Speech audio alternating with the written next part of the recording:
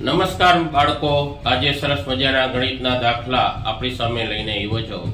જ્યારે આપણે ટકાવારી શોધવાની કે ત્યારે 100 ના આધારે આપણને કીધું હોય તો ઝડપથી આપણે શોધી શકીએ છીએ, પરંતુ જ્યારે પાછળ બે આંકડા, ત્રણ આંકડા, ત્રણ શૂન્ય આવા શૂન્ય હોય અને એની ટકાવારી શોધવાની કીધી હોય તો ઝડપથી એક રીત છે, તમે ઝડપથી એના ટકા શોધી શકશો।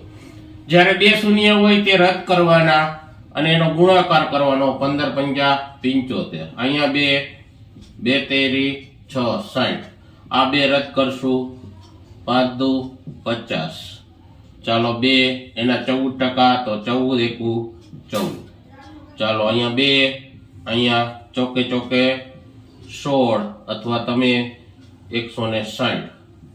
ચાલો મારો આ જવાબ સાચા છે તો કોમેન્ટ કરજો। ચાલો મિત્રો, આવા ટકાવારીના દાખલા તમે ઝડપથી શોધી શકશો। અસ્તુ।